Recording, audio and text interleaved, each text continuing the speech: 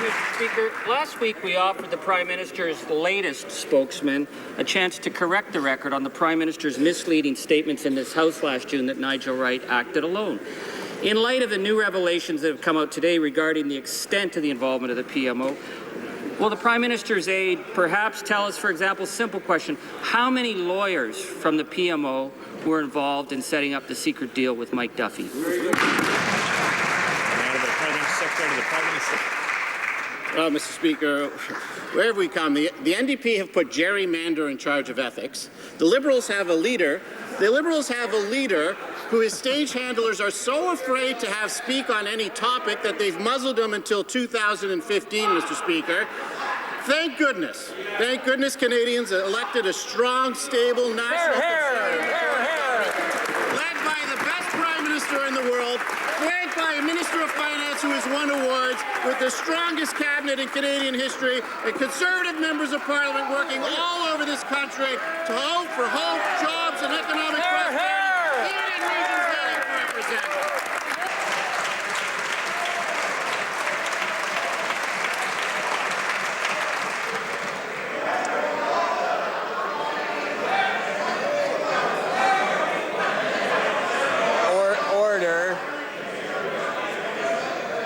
Order the honourable member for Timmins, James Bay. Well, that was bizarre. I'm glad that they could at least still show some gallows humor.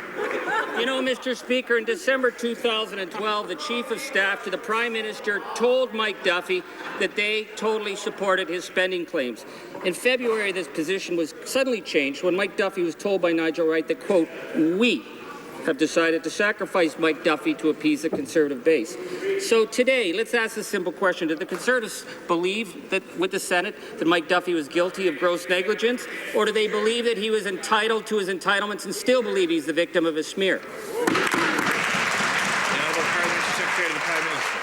I'll tell you what's bizarre, Mr. Speaker. What's bizarre is a party that has lost 16 straight elections and still thinks that somehow raising billions of dollars in taxes on our small, medium, and large business creators is a good idea, that a $21 billion carbon tax is a good idea, that coming out against a free trade agreement that would open up a market of 500 million people to Canadian communities, to our job creators, that's a bad idea, Mr. Speaker. The NDP, on every single issue that matters, are against Canadians. Whether it's keeping communities safe, they're against it. We're for Canadians, and that's why we're moving forward. The honourable member for Timmins, James Bay. Well, Mr. Speaker, I remind my honourable colleague that we're talking about the unprecedented investigation of the police into the office of the sitting Prime Minister. So what we're looking at now is the documents show that the Conservatives supported Mike Duffy's dubious claim that he was a resident of Prince Edward Island. And this was approved by Marjorie Le Breton, the Conservative House Leader, and who sat in the caucus with that Prime Minister right there. And then later, they told Mike Duffy they were going to kick him out of the Senate because he didn't meet the residency requirements. So simple question. Did the then leader of the government in the Senate clear these residency requirements with the Prime Minister? Who was told about them, and then why did they think that he wasn't eligible to sit in the Senate? The honourable parliamentary secretary.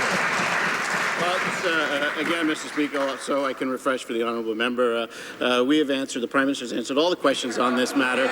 We're continuing to work with all the authorities with respect to this, but Mr. Wright has accepted full responsibility for his actions on this matter, Mr. Speaker. I can understand why the NDP don't want to talk about the economy, because they know nothing about the economy. I know why they don't want to talk about jobs and economic growth, because it's another topic they know nothing about. When it comes to community safety, we know that they're not interested in that at all, Mr. Speaker. But we're interested in what Canadians are talking about. That's jobs, hope, economic prosperity, and we'll get the job done. The honourable